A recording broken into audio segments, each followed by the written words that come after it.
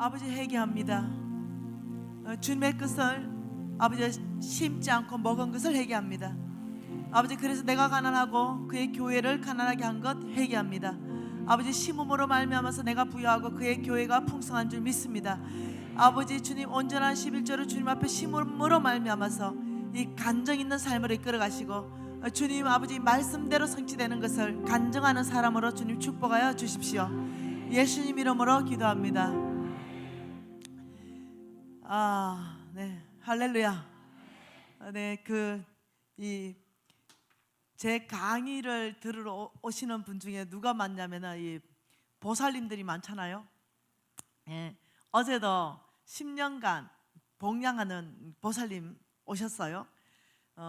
이 보살님들이 주께로 돌아오는데 말씀하신 대로 진짜 주님께 돌아와요. 근데 이 보살님들을 한번 제가 다 만난 적이 있습니다. 좀 모여봐라.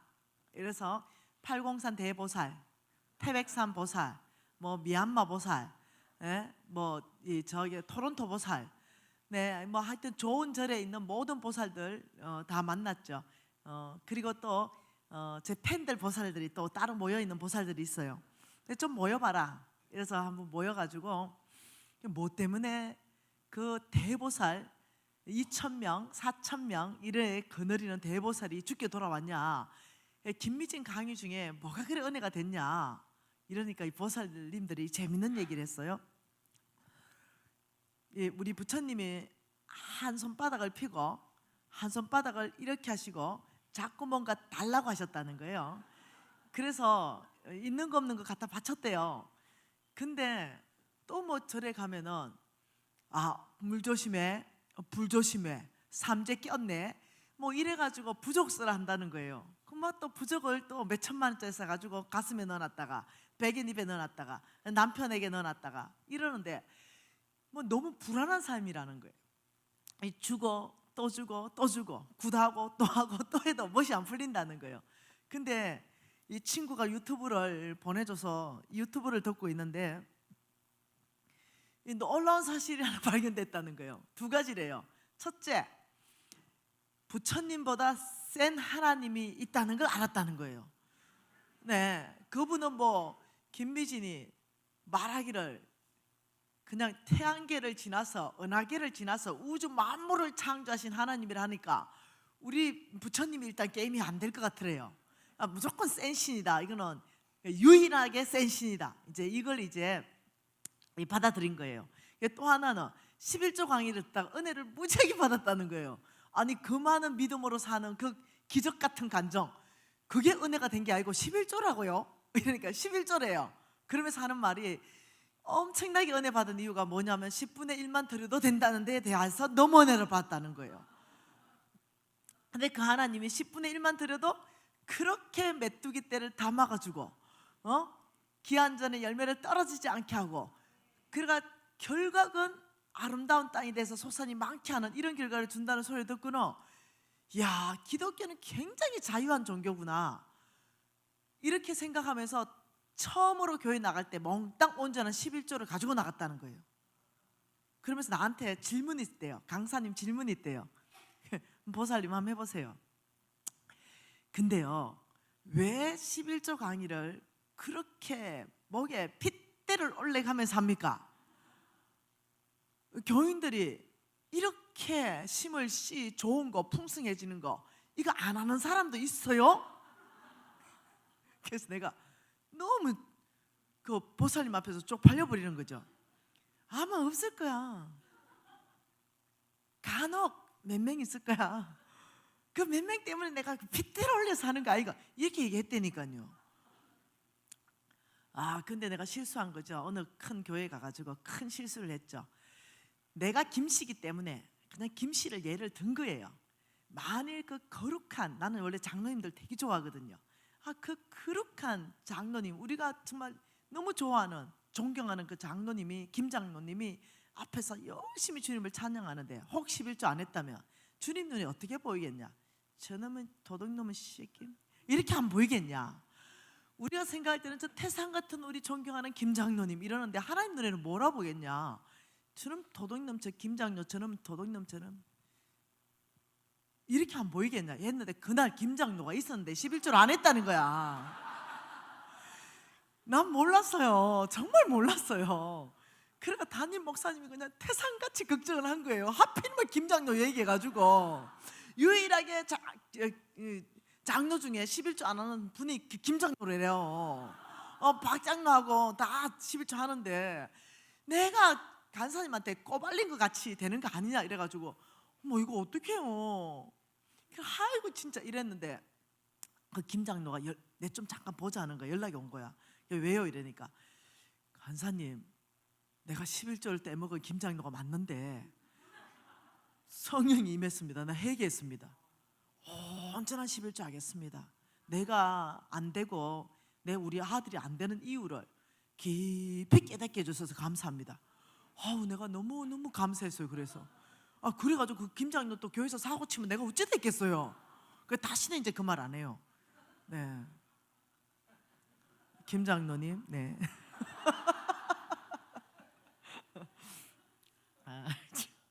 여러분, 우리 목사님이 이렇게 말했습니다. 심을 씨가 있는데 하나가 더 있다.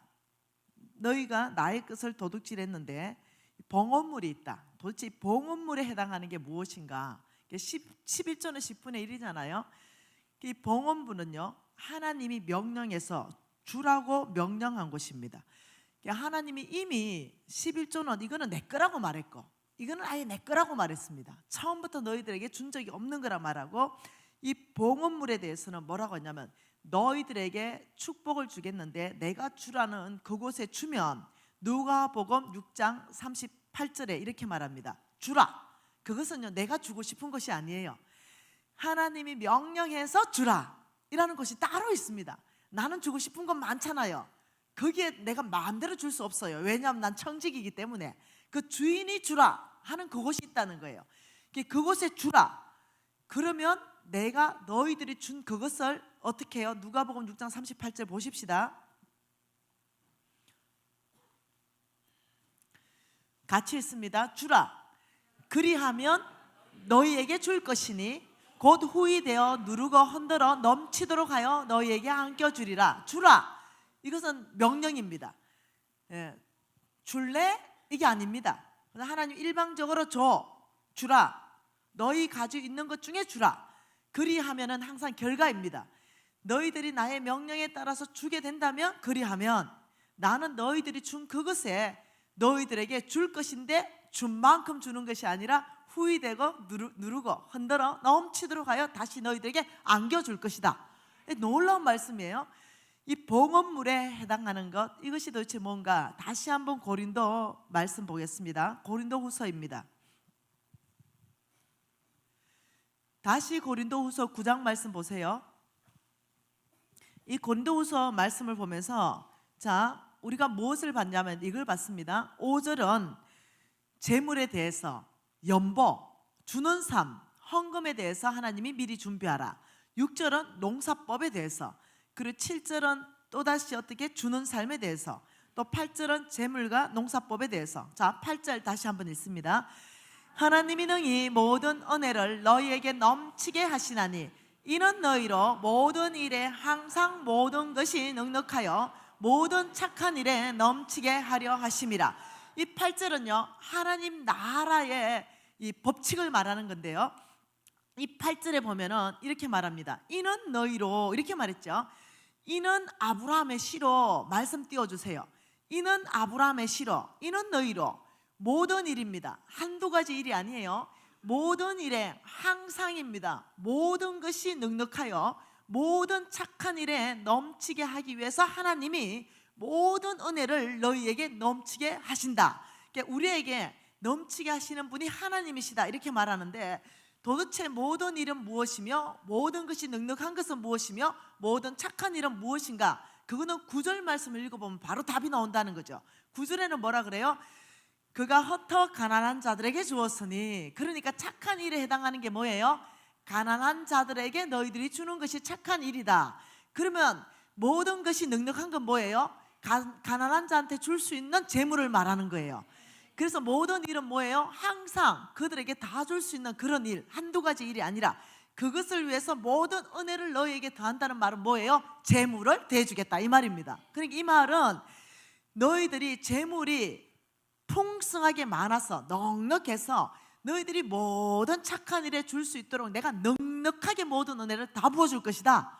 이게 하나님이 우리를 축복하셔서 넉넉하게 그런 착한 일 주는 삶을 줄 수 있도록 내가 너희들을 축복하겠다, 지금 이 말씀이에요.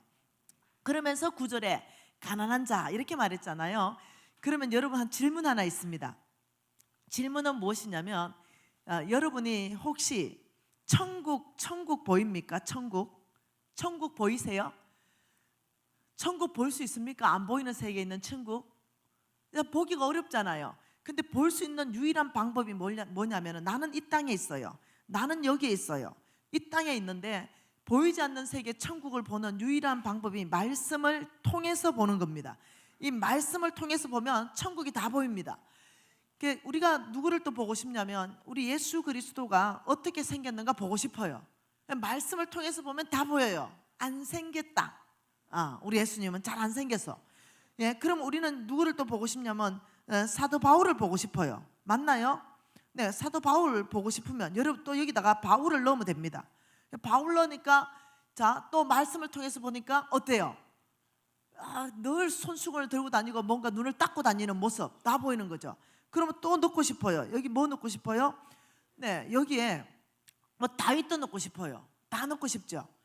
여러분 이해하셔야 되는 게 보고 싶은 게 있다면 말씀을 통하면 모든 것이 다 보일 수 있습니다. 유일한 진리입니다. 유일한 진리. 유일하게 그렇습니다. 그러면 우리가 지금 뭘 보고 싶냐면은 정말로 하나님 나라 안에서 하늘 은행이 있는가? 우리가 이 땅에 저축하는 것이 아니라 우리가 심는 것은 하늘 은행에 저축되어서 하나님이 이자율로 이렇게 풍성하게 갚아주시는데 이 하늘 은행이 진짜로 있는가? 이자율이 높은 하늘 은행이 있는가를 알려면 뭘로 통해서 봐야 돼요? 말씀을 통해서 봐야 돼요. 모든 기준은 말씀입니다. 이 말씀에 있으면 있는 거고 말씀이 없으면 없는 거예요. 그러면 누가복음 6장 말씀으로 하늘 은행이 있는가를 마태복음 6장 말씀으로 보자는 거죠. 마태복음 6장 19절 말씀 한번 봐보십시다. 19절 뭐라 그래요? 너희를 위하여 보물을 땅에 쌓아두지 말아라. 거기는 종과 동록이 해하고 도둑이 구멍을 뚫고 도둑질하느니라. 자, 보물을 땅에 쌓지 말아라. 이유를 말합니다. 거기는 좀, 동록, 도둑이 있기 때문이다. 이렇게 말했어요. 그래서 없어진다는 거죠. 땅에 쌓으면 없어지기 때문에 거기에 쌓지 말아라. 그 이유를 뭐라고 말하냐면 너희를 위해서다. 어제 속보 메시지 봤지요? 자, 이 땅에 쌓지 말라는 것은 저축하지 말라는 것이 아닙니다. 우리는 저축해야 됩니다. 20% 저축해야 돼요. 근데 이 땅에 쌓지 말라는 것은 그 말이 아니에요. 속부처럼 쌓고 또 쌓고 또 쌓고 또 쌓고 하면은 놀랍도록 그 재물이 없어진다는 거예요. 그렇게 속부처럼 이 땅에 재물을 쌓지 말아라. 그러면 놀라운 방법으로 그 재물이 없어지는데, 그래서 너희를 위해서 얘기하는데 땅에 쌓지 말고 20절 같이 읽을까요? 오직 너희를 위하여 보물을 하늘에 쌓아라. 오직 너희를 위하여, 너희를 위하여, 오직 너희를 위하여 땅에 쌓지 말고 하늘에 쌓아야 되는 이유를 뭐라고 말하냐면 거기는 돈과 동록과 도둑이 없기 때문에 너 구멍을 뚫지도 못하고 너의 끝들을 도둑질 해가지도 못한다. 너희를 위해서, 오직 너희를 위해서 말하는데 재물을 하늘에 쌓아두라. 그래서 이 하늘 은행을 우리가 말씀 안에서부터 볼 수 있는 눈이 있어야 됩니다. 여기는 뭐가 있냐면 하늘 은행이 있다는 거예요. 여기는 하늘 은행이 있는데 이 하늘 은행의 이자율이 놀랍도록 30배, 60배, 100배라는 거죠. 30배, 60배, 100배. 이게 하늘 은행의 이자율이라는 거죠. 그런데 이 땅의 이자율은 1%에서 3%라는 거예요. 이게 다르다는 거예요. 그래서 하늘 은행의 이자율이 만일 30배를 이것을 바꿔보면은 퍼센트로 바꿔보면 3000%라는 거예요. 3%대 3000%라면 이게 상식선에서 만일 이 말씀이 성경어로 증명만 가능하다면 하나님이 말씀하신 걸로 증명이 가능하다면 여러분 3%짜리에 넣어야 돼요? 아니면은 정말로 하나님이 말씀하는 3000%에 여러분이 저축해야 되는 거예요? 그 상식이죠. 이게 말씀으로 증명이 가능하다면 당연히 하늘은행 3000%에 여러분이 저축해야 되는 거예요. 근데 놀랍도록 이 하늘은행을 또 다른 말로 뭐라고 표시했냐면요, 거기는 좋은 땅이다, 또 이렇게 표현합니다. 좋은 땅. 여러분, 좋은 땅의 특징은 뭡니까? 좋은 땅의 특징이, 우리 목사님 뭐라 그랬어요? 좋은 땅에 감자를 심으면 감자가 20개 이상도 나온다. 이 좋은 땅의 특징 자체가 30배, 60배, 100배를 열맺는 자체가 좋은 땅이에요. 이게 특징입니다. 그런데 하늘은행을 다른 말로는 좋은 땅이다, 하늘은행에 입금하는 것은 좋은 땅에 심는 거하고 똑같아, 또 이렇게 말하는 거예요. 자, 마가복음 4장 말씀 보십시다. 여러분, 마가복음 4장 말씀에 10 뿌리는 비유를 말합니다. 길가 땅이 있다, 5절에 돌짝밭이 있고 7절에 가시떨기가 있다. 이 세 가지 땅에는 절대로 씨를 뿌리지 말아라. 왜? 좋은 땅이 아니다. 거기는 열매가 나지 않는다. 그렇지만 8절에 좋은 땅에는 반드시 열매가 난다. 같이 했습니다. 들으는 좋은 땅에 떨어짐에 자라 무성하여 결실하니 30배, 60배, 100배가 되느니라. 이렇게 말했어요. 자, 20절 같이 했습니다. 좋은 땅에 뿌려졌다는 것은 그 말씀을 듣고 받아 30배, 60배, 100배로 결실하는 사람이다. 좋은 땅에 뿌려졌다는 것은 다시 말하면 30배, 60배, 100배로 결실하는 그 사람은 또 좋은 땅이다. 그러니까 몇 가지가 있어요. 하늘은행이 있다. 그리고 하늘은행에 심는 것은 또 좋은 땅에 심은 거하고 똑같아. 그래서 좋은 땅에서는 30배, 60배, 100배로 열매 난다. 그런데 진짜 또 좋은 땅이 있다. 그것은 사람이다. 또 이렇게 말하는 거예요. 이해되시나요? 이 사람이, 결실하는 사람이 좋은 땅이다. 또 이렇게 말해요. 그럼 어떤 사람이 결실하는가? 어떤 사람이 30배, 60배, 100배로 결실하는가? 이렇게 말하니까 이 말씀이요, 비유로 말씀했어요. 10뿌리는 비유로. 근데 우리 예수님께서 비유로 말씀하신 모든 거는요, 무지하게 중요한 것들이에요. 비유로 말하는 거, 몽땅 하늘은행의, 하늘나라의 비밀은 몽땅 비유로 말했습니다. 그렇기 때문에 이 비유로 말하니까 예수께서 이제 말씀을 다 마치시고 좀 브레이크 타임을 하고 계셨어요. 그러니까 10절에 보면은 예수께서 홀로 계실 때에, 좀 잠깐 쉬고 계실 때에 함께한 사람들이 12제자와 더불어서 그 비유에 대해서 물었다. 그 비유가 30배, 60배, 100배에 대한 비유입니다. 예수님, 아까 전에 말입니다, 그 좋은 땅의 사람이 30배, 60배, 100배를 열매 맺는다는데 그거 이해가 잘 안 돼요. 이렇게 말하는 거죠. 왜요? 비밀이기 때문에 이해가 안 돼요. 비밀은 이거예요. 끼리끼리 아는 거. 우리 모두가 다 알면 비밀이 아니에요. 우리 모두가 몰라도 비밀이 아니에요. 우리끼리 아는 거. 예수 믿고 천국 가는 비밀, 우리한테는 비밀 아니죠. 바깥에만 나가면 다 비밀이에요. 아무리 귀에 넣어줘도 못 알아들어요. 비밀이기 때문에. 하나님 나라는 비밀입니다. 그게 계시돼야 나의 것 됩니다.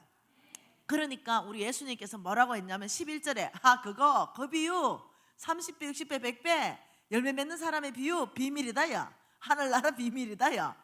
이렇게 말해버리는 거예요. 그러면서 뭐라고 하셨냐면 12절에 너희들이 보기는 보아도 알지 못하고 듣기는 들어도 깨닫지 못할 것이다. 왜? 비밀이거든.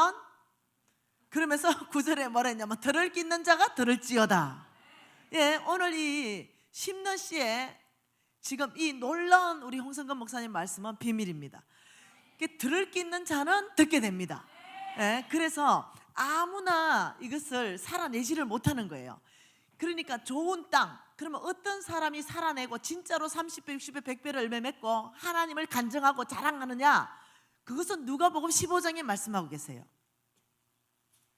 누가복음 8장 15절입니다. 거기에서 말씀하죠. 아닌가? 네, 8장 15절. 이게 몇 장이 넘어가 버렸네. 자, 띄워주세요. 자, 좋은 땅에 있다는 것은, 이 말입니다. 좋은 땅에 있다는 것은 착하고 좋은 마음으로 말씀을 듣고, 여기까지는 좋은 땅이 아니에요. 여러분, 좋은 땅이라는 것은 결실하는 사람을 말해요. 30배로 결실하는 사람, 100배로 결실하는 사람인데, 착하고 좋은 마음은 다 있습니다. 하나님의 말씀에 누가 거역하겠어요? 아멘입니다. 은혜 받았습니다. 와, 도전됩니다. 띄워놓으세요, 말씀. 네, 미진 간사님 너무 은혜 받았어요. 도전도 돼요. 근데 안 살아. 그런데 좋은 땅 열매 맺는 거는 그게 아니에요. 듣고까지가 아닙니다.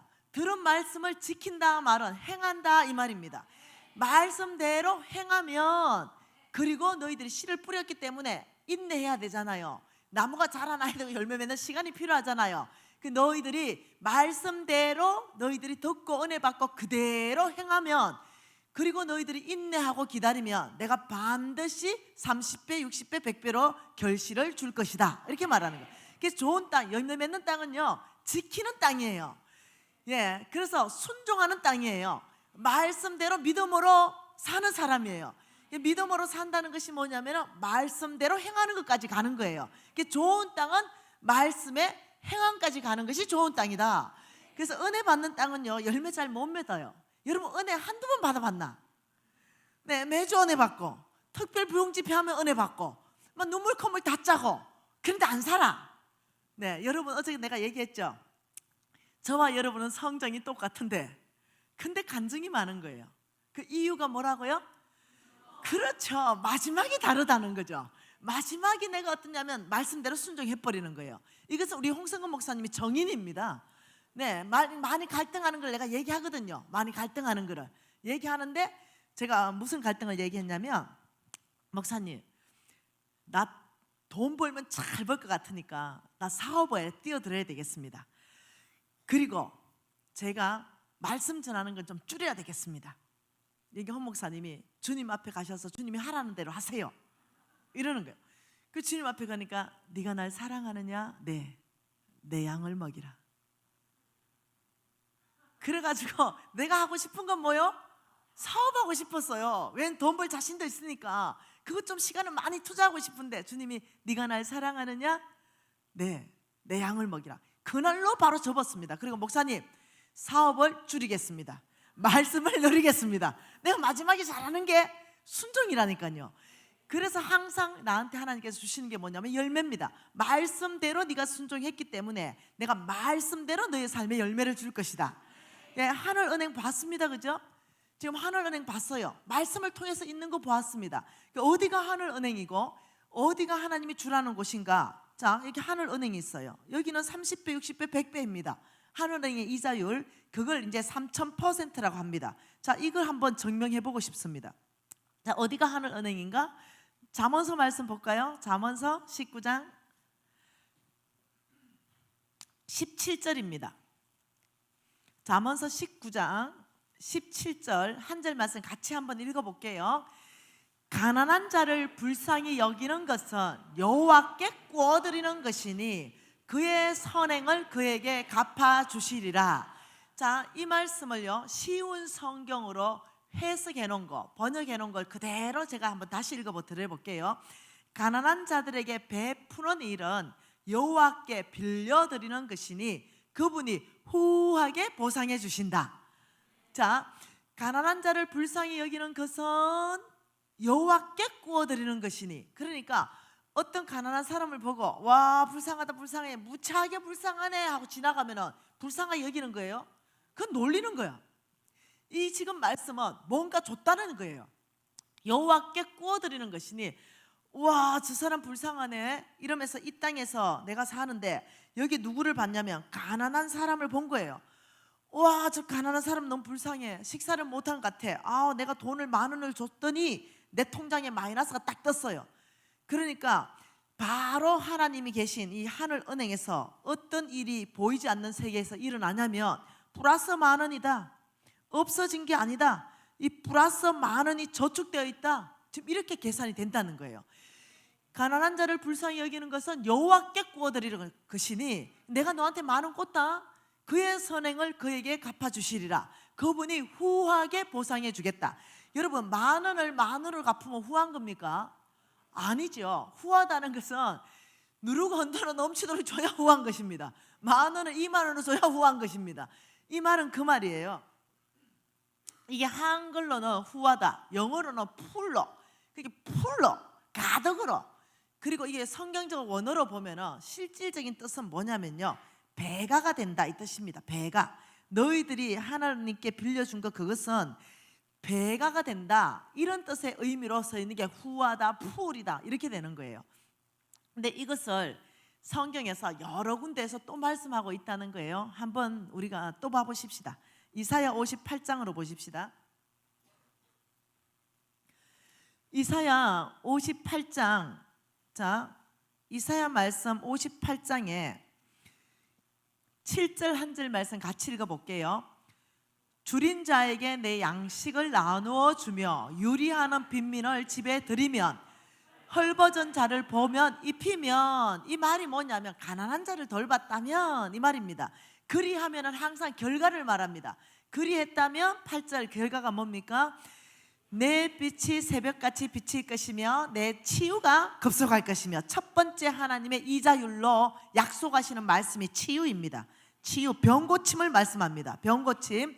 그리고 두 번째, 내 공의가 내 앞에 행하고 여호와의 영광이 내 뒤를 호위하겠다. 두 번째는요, 나를 중간에 세우고 우리 하나님이 앞에서 호위하고 뒤에서 호위한다. 와, 여러분, 문재인 대통령이 당선되는 순간 어째 됐어요? 앞뒤 좌우로 호위병이 쫙 붙어버리죠. 근데 가난한 자를 보살피면 하나님이 네 앞에서 네 뒤로 호위한다. 이거 지금 굉장한 일이죠. 세 번째는 뭐라 그래요? 세 번째는 내가 부를 때 나 여호와가 응답하겠고 내가 부르짖을 때 내가 여기 있다 하리라. 주여! 이러니까 왜? 이거 우리 원하는 거잖아요. 그러니까 우리의 기도 가운데 뭐 한다고요? 응답하시겠다, 이렇게 말해요. 그리고 네 번째는 또 뭐라 그래요? 10절에 줄인 자에게 내 심정이 당하고 괴로워하는 자의 심정을 만족하게 하면, 이것도 역시 가난한 자를 돌봤다는 얘기입니다. 그러니까 11절에 뭐라 그래요? 여호와가 너를 항상 인도하여 메마른 곳에서 내 영혼을 만족하게 하며 내 뼈를 견고하리니 너는 물된 동산 같겠고 물이 끊어지지 않는 샘 같을 것이다. 물이 안 끊어지면 어떤 일이 발생해요? 열매 맺는 삶이 일어난다. 열매 맺는 삶을 줄 것이다. 이 네 가지를 약속하셨어요. 자, 여러분, 또 다른 곳에서 또 한번 봐보십시다. 시편 41편으로 한번 봐보십시다. 자, 이제 시편 말씀으로 봐보십시다. 41편. 자, 첫 번째 뭘 하는지 봅시다. 가난한 자를 보살피는 자에게 복이 있다. 어떤 복? 1절, 재앙의 날에 여호와께서, 재앙의 날에, 우리 살다 보면 재앙 만나잖아요. 재앙 만나면 건져줄게. 2절에는요, 여호와께서 그를 지켜서 살게 하시리니 그가 어디서부터 복받아요? 이 세상에서 복받는다. 이 세상에서 뭘 받아요? 복받는다. 그리고 세 번째는 또 뭐라고요? 3절에 여호와께서 그가 병상에서 붙들어주고 그가 누워있을 때까지마다 병 고쳐줄게. 와, 이 뭔 말이에요? 또 병 고침. 여러분, 이 지금 놀라운 일이거든요. 하나님께서 지금 어떻게 하냐면 치유해 주겠다, 병 고쳐 주겠다, 이 세상에서 복받게 해주겠다, 재앙 만나면 건져주겠다, 앞뒤로 호위해 주겠다, 네 기도에 응답해 주겠다. 이게 지금 작은 약속입니까? 지금 이 약속을 성경에서 지금 저보고 찾아라면 몇 구절을 찾을 수 있을까요? 가난한 자를 보살폈다면 내가 너에게 이런 복을 주겠다는 하나님의 약속의 말씀이 성경에 몇 구절이 있냐는 거죠. 1500구절 이상 있습니다. 굉장한 거죠.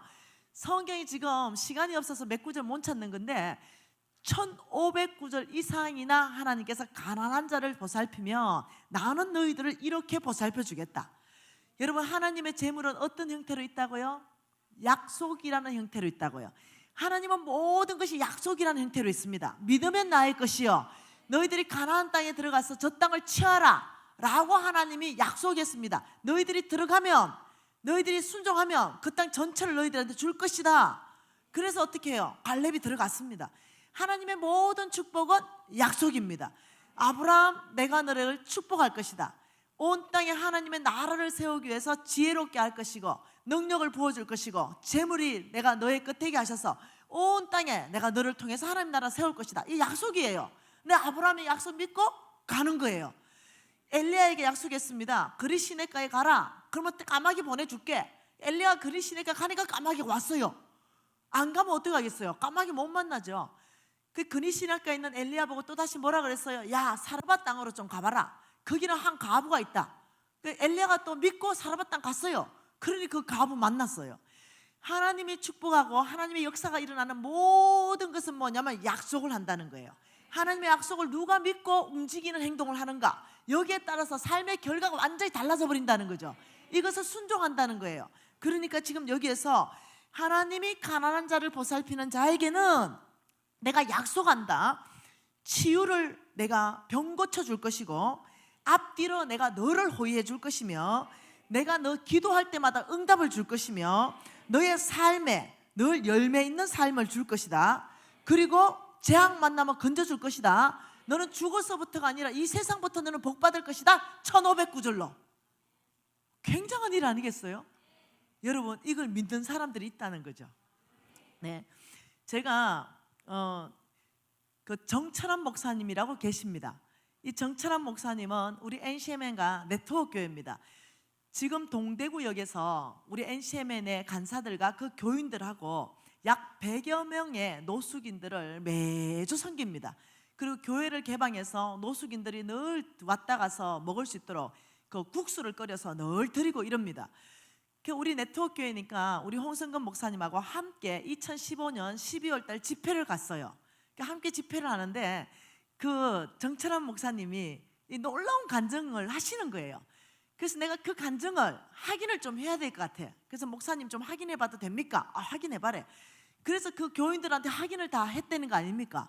예, 실질적으로 만나가지고 확인하고 단체 그 전체 내가 강의하면서 확인하고 이게 확인이 다 된 거예요. 그래서 여러분한테 얘기하는 거예요. 이 정철환 목사님이 뭔가 몸이 좀 찌뿌둥하더래요. 그래가지고 병원에 갔는데 큰 병원에 가라 해서 대학병원에 갔대요.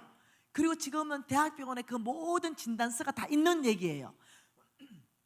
가니까 일주일 동안 뭘 자꾸 이것저것 검사하더니 사모님하고 목사님하고 다시 가니까 결과가 나왔는데 폐에 4.8cm 암이 2개가 발견이 됐어요. 근데 이 폐에만 발견된 게 아니라 이 암이 퍼져가지고 갈비뼈 사이까지 암이 다 퍼져버린 거예요. 여러분, 제가 우리 회사가 병원 컨설팅하는 회사가 하나 있잖아요. 그래서 병원에 대한 생리를 무지 잘 알아요.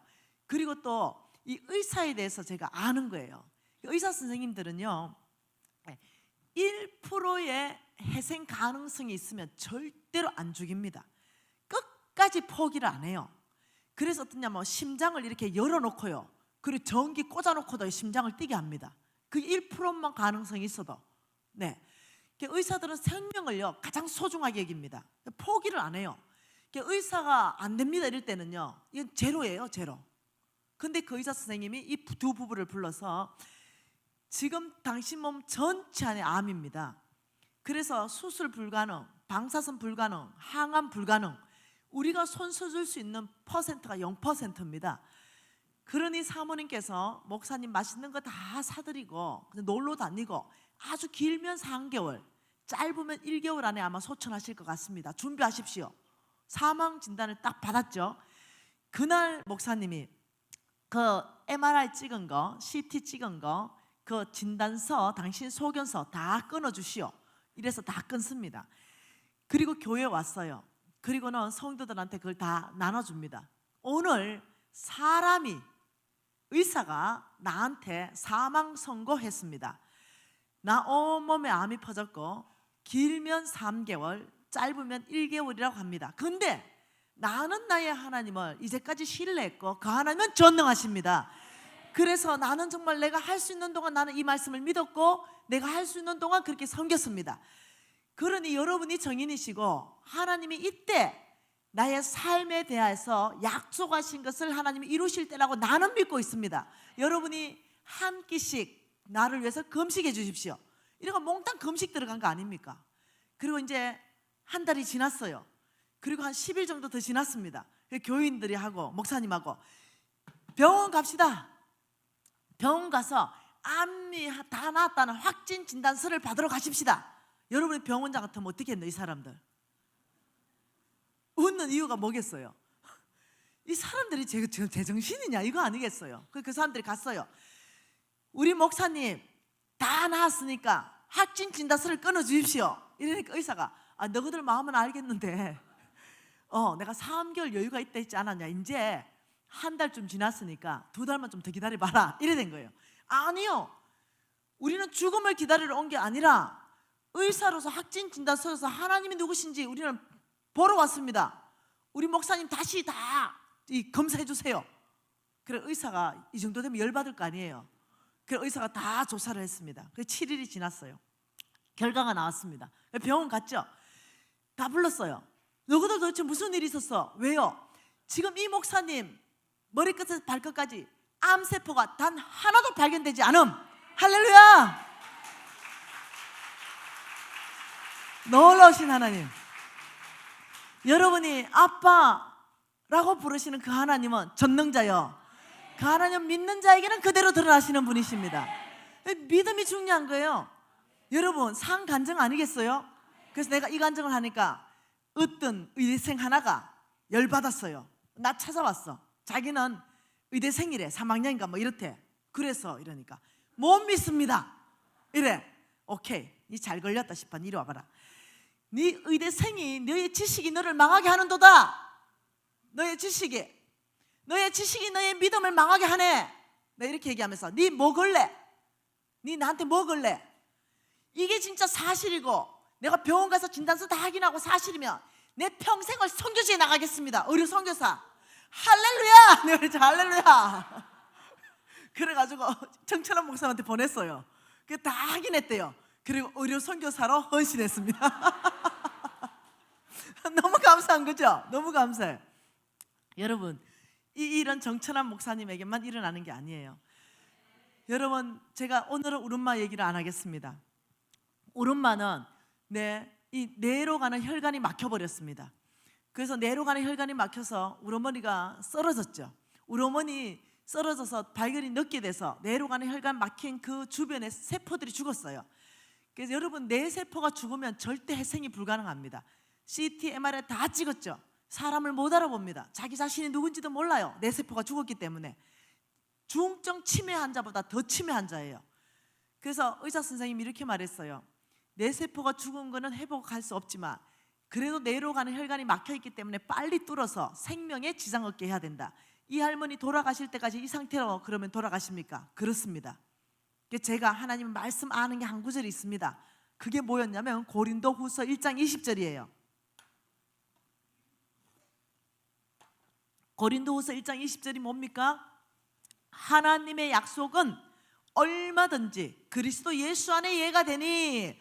하나님의 약속, 지금 이 가난한 자를 돌보면 분명히 이 병을 고쳐준다는 약속이잖아요. 이건 약속이에요. 근데 우리 어머니는 평생 노숙자를 섬겼습니다. 이건 하나님이 정인이고 우리 딸들이 정인입니다. 우리 어머니 평생의 약속의 말씀은 시편 41편 1절 2절 3절입니다. 평생 노숙자를 섬겨서 손이 다 꼬부러져 버렸어요. 그 우리 홍성근 목사님이 우리 어머니 손을 잡더니 이거는 정말로 노벨 평화상 받아야 되는 손이다. 노벨상 받아야 되는 손이다. 섬기는 손이에요. 그러는 어머니 평생 노숙자들에게 집을 개방하셨고 평생 노숙자들을 먹였고 언제든지 와서 우리 집에 자기 하셨고 그 어머니. 근데 지금 우리 어머니 상태는 지금 뇌세포가 죽어서 자기 자신이 누군지도 모르고 딸이 누군지도 모르고 생명이 위협받고 있는 이 상태. 모든 의사들의 진단은 불가능. 이 할머니 불가능. 그때 제가 이 약속의 말씀을 하나님 앞에 들이댔습니다. 하나님 분명히 가난한 자를 돌보면 하나님께서는 어떤 병이라도 그 병을 걸릴 때마다 그 병을 고쳐준다 했습니다. 그런데 우리 엄마 왜 이렇습니까?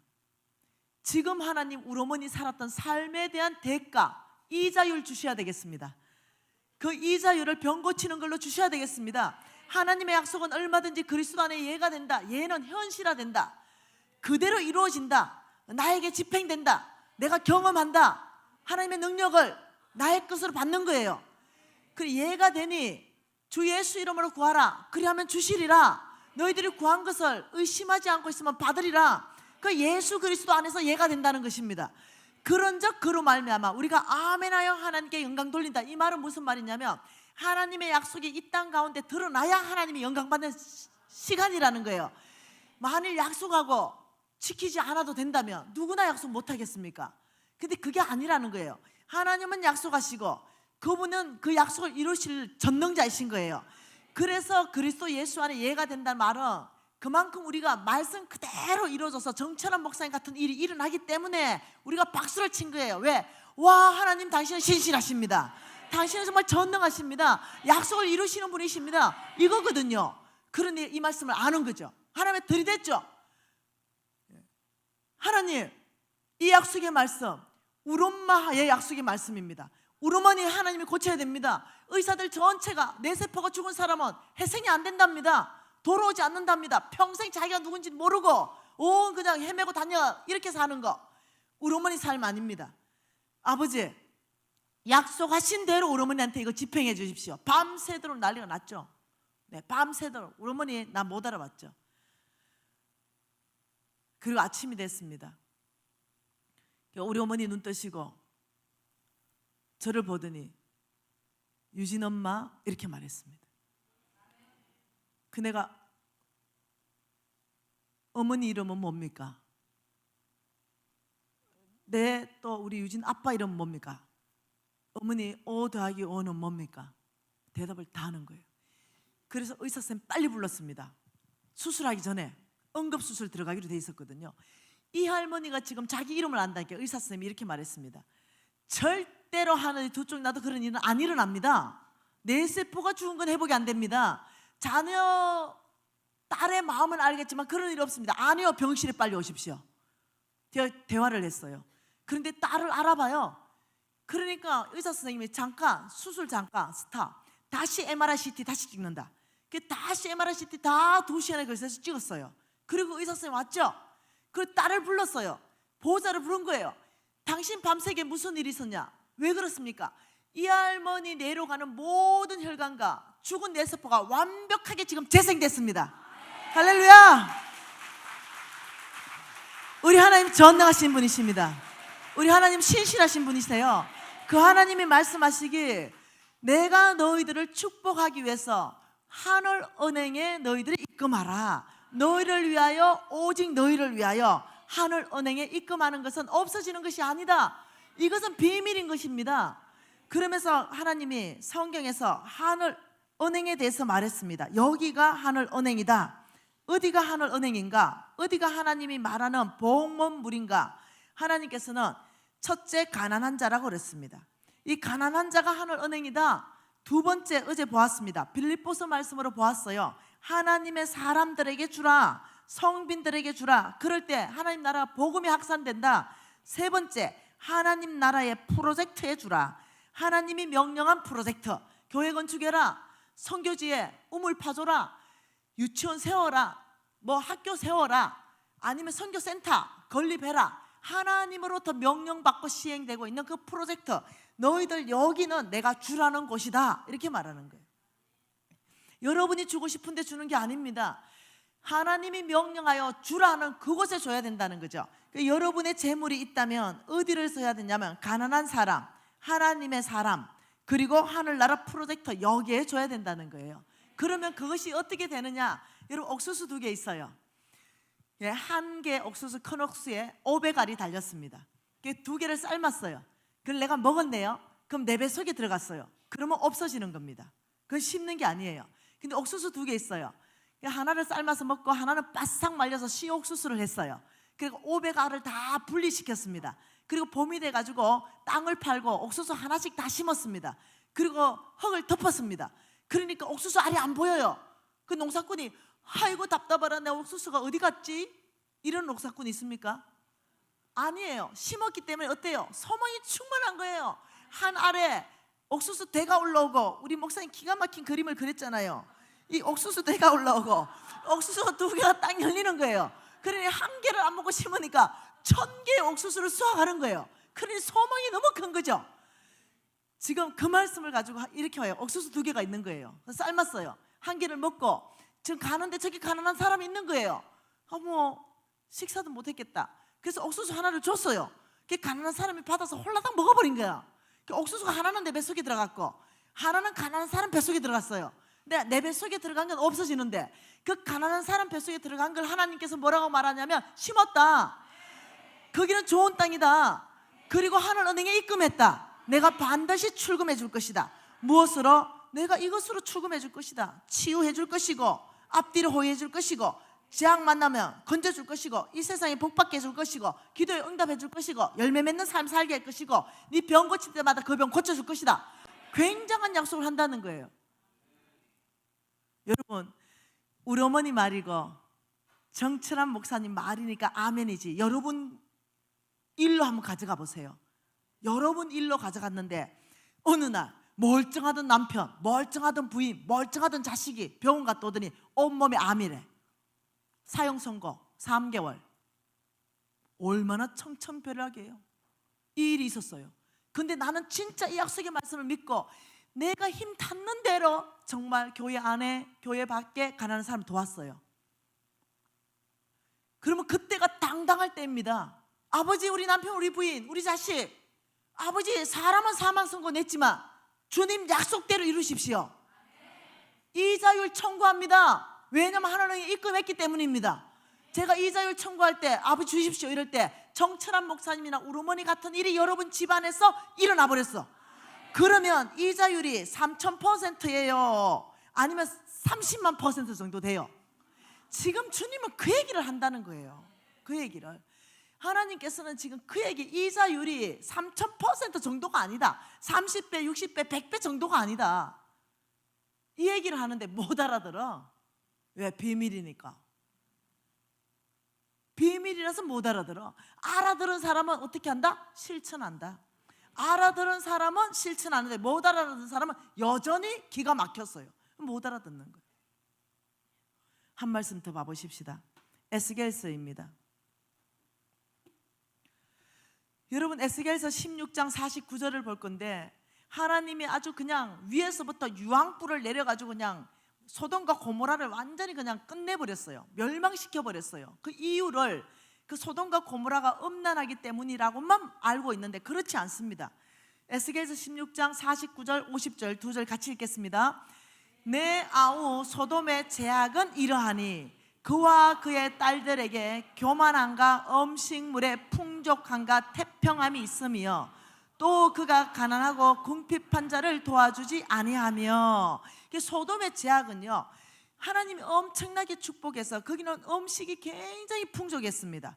거기는 하나님이 태평성대를 누릴 수 있도록 축복했습니다. 근데 가난하고 궁핍한 자를 도와주지 않는 거예요. 몽땅 자기 주머니 닦아 넣어버린 거예요. 속부예요, 속부. 그러니까 하나님께서 50절에 거만하고 가증한 일을 내 앞에서 행하였으므로 내가 보고, 하나님은 살아계십니다.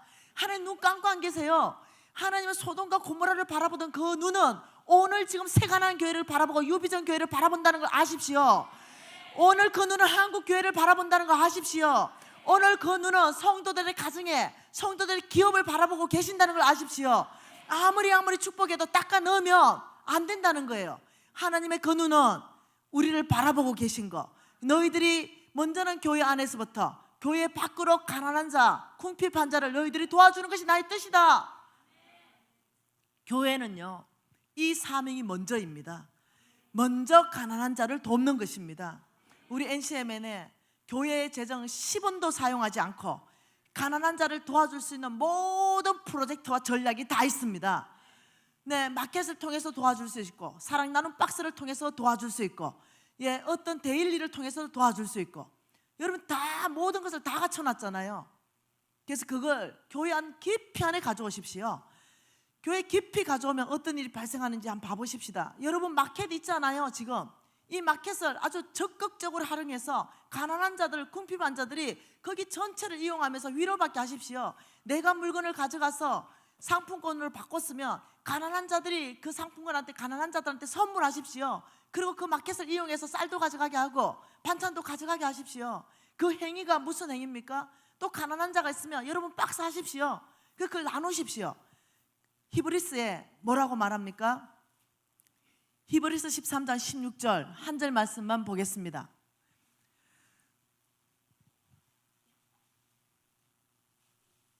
뭐라 그래요?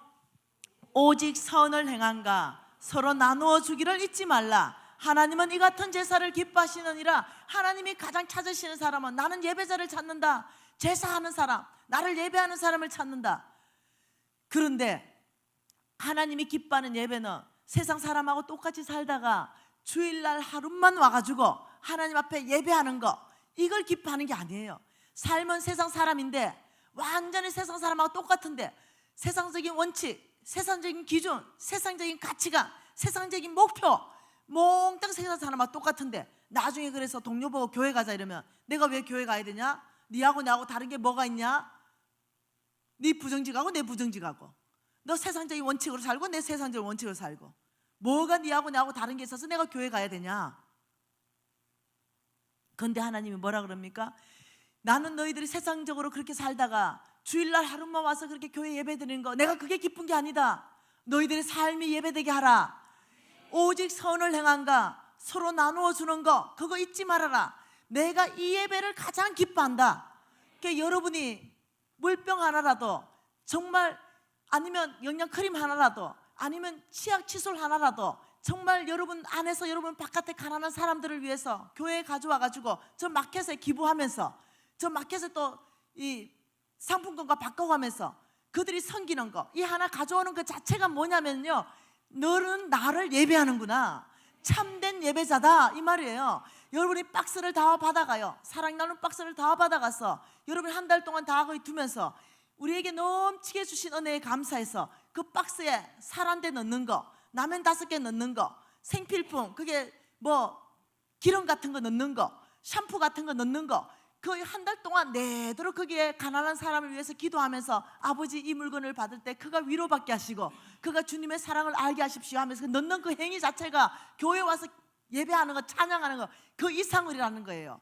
그 자체가 어떠냐면 너의 그 삶에서 나를 예배하는 거다. 선을 행하라 서로 나누어 주기를 잊지 마라. 하나님은 이 같은 제사를 기뻐하시느니라. 하나님이 원하는 제사, 하나님이 받는 예배를 드렸다 이러면 난리가 나는 거예요.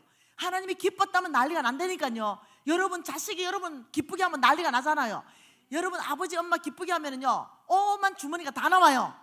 우리 유진이가 뭐 필요하면요 나를 기쁘게 해요. 네, 그리고 내가 또 쏘가요. 오만 주머니 다 털어줘요. 그런 거죠. 하나님을 기쁘게 하고, 어저께는 영혼의 제사로 하나님을 기쁘게 하라. 영혼의 제사, 이방 나라의 제물을 거룩하게 되어 성령 안에서 하나님 받으실 만한 제물로 드렸다. 사도 바울의 고백, 성령 안에서 거룩하게 되어 하나님이 받으실 만이 됐다. 이 말은 거룩하게 되는, 이방인이 어떻게 거룩하게 됩니까? 예수의 피밖에 없다는 거예요. 그러니 이방인이 예수의 피로 거듭났다는 겁니다. 주께 돌아왔다는 거예요. 그래서 주님께 드려졌다는 거예요. 하나님이 가장 기뻐하시는 제사, 이방인을 영혼으로 제물로 드리는 것, 그리고 우리의 삶의 현장 안에서부터 나누어주고 그들을 섬기는 것, 이것을 하나님은 뭘로 계산하냐면 네가 나를 기쁜 예배자구나, 네가 참 예배자다. 여러분 정말 예배를 바꾸셔야 됩니다. 세상 사람처럼 다 같이 살다가, 구분 안 되게 살다가 교회 올 때 성경책 그냥 턱턱 털고 와가지고 그냥 거룩한 척 예배드리고 또 돌아가서는 세상 원칙하고 그대로 살다가, 이거는요 하나님께 계산되지 않아요. 우리의 삶에서부터 우리는 예배자로 살기로 결단하셔야 됩니다. 우리는 정말 1년에 최소한 1년에 2마리는 잡아서 드려야 됩니다. 이방 나라에 속해 있는 제물을 최소한 1년에 2명 정도는 예수의 피로 거룩하게 되어 성령 안에서 받으실 만하게 해야 되는 거예요. 최소 1년에 2명은 하나님 앞에 예배의 제물로 드린다. 나의 삶이 나누는 삶으로 정말 예배자의 삶을 산다. 하나님 큰 거 원하시는 거 아닙니다. 하나님 우리가 버금는 거 원하는 거 아닙니다. 할만한 거. 그러면 하나님 뭐라 그랬어요? 나의 하나님이 그리스도 예수 안에서 그 풍성한 대로 너희들의 모든 썰 것을 채우시니라 약속하셨죠. 여러분은 어디에 관심 가져야 되냐면 하나님이 관심 있는 곳에 관심을 가져야 됩니다. 돈에 관심 갖지 마십시오. 돈은 자동적으로 주어지게 되어 있습니다. 하나님이 관심 있는 그곳에 여러분이 관심을 가지고 하나님이 기뻐하는 그 예배를 드리기 시작할 때 하늘의 문이 열리기 시작하는 거예요. 여러분, 우리가 다시 한번 주님 앞에 아버지, 우리가 심는 삶, 아버지 11조 온전하게 하겠습니다. 우리가 결단했습니다. 11조 이제까지 못한 사람들, 그 심는 거라는 것 자체를 이해가 없어서 그렇습니다. 온전한 거, 순수 이익을 했는데 다시 한번 할게요. 수입이 있어요. 이 수입이 있는데 지출을 어떻게 합니까? 네, 수입이 1억이었어요. 근데 지출 해보니까 임대료, 가계료 해보니까 이게 한 7천만 원 나왔어요. 그게 순수익이 3천이 남았습니다. 3천이니까 300만 원이 온전한 11조인데 11조 200만 원 하고 100만 원은 쪼개입니다. 쪼개가고 감사한금 20만 원, 성경금 20만 원, 구제한금 20만 원. 이거 11조가 아니에요. 이건 11조가 아닙니다. 그거 쪼개지 마세요. 그냥 300만 원 11조 들고 다루는 건 아예 안 하지 마세요. 차라리 그래 하려면 온전한 11조를 가지고 하나님을 시험하라 이렇게 말했어요. 온전한 11조를 하지 11조를 가지고 200이고 나머지 100. 그래 나 300 다 했으니까 나 온전한 11조 했어. 나머지 100을 쪼개가지고 그러면 어떠냐? 나 300 했잖아. 다른 사람은 또 어떻게 합니까? 100만 원 11조 하고 100만 원 쪼개고 100만 원 주머니에 띵땅하고 나 11조 했어. 이건 11조가 아닙니다. 하나님 앞에는 온전하고 거룩하고 흠없는 거 말씀하신 그대로 사는 그게 11조입니다. 그랬다면 너희들이 나를 시험하라. 그래서 11조를 여러분이 떼먹었다면 오늘 밤에 정말로 다시 결단해야 되고, 한 번도 주님 앞에 정말 가난한 자를 섬긴 적이 없다면 정말 아버지, 제가 심고 거두는 배가의 삶, 하나님이 축복하는 30배, 60배, 100배 저축하는 삶 살겠습니다. 그런데 만일 11조를 떼먹었는데 돈이 많아, 아파트가 한 채, 두 채, 세 채 있어. 근데 그 사람도 회개하고 돌이키면 됩니까? 생각해 보세요. 도둑놈이라 그랬는데 네가 나의 것을 도둑질하였으므로 저주를 받았다 했는데 돈 11조 했는데 11조 떼먹고 하나도 재물이 없어서 빚내서 11조를 계산해야 되겠어요? 떼먹은 거 다 계산해야 됩니까? 그건 아니라는 거예요. 도둑놈은요 죄인입니다. 주께서 말씀하시기 너희 죄가 주홍 같다 할지라도 회개하고 돌이키면 내가 흰 눈보다 희게 하겠다. 오늘 밤 탕감 받는 거죠. 탕감. 오늘 밤 그냥 주님 앞에 탕감 받는 거예요. 떼먹은 거는. 그렇지만 한쪽에 아파트가 세 채, 네 채, 다섯 채 있는 사람 어찌해야 됩니까? 11조 떼먹은 거 다 계산해보면 계산이 안 나와. 그때는요 아파트 한 채 가져오고 하나님하고 퉁쳐야 되죠.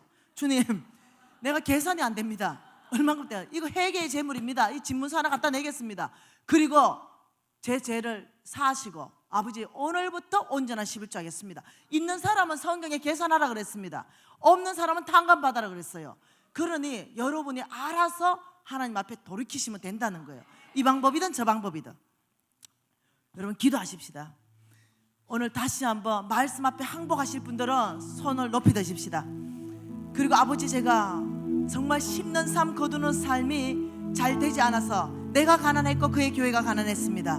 아버지, 제가 심는 삶을 통하여 내가 풍성하고 그의 교회를 풍성하게 할 것이며 하나님의 친구의 과와 가부와 객들을 섬기겠습니다. 다시 한번 우리가 주여 한번 불어 통성으로 기도하시겠습니다. 주여, 기도하십시오. 회개하실 분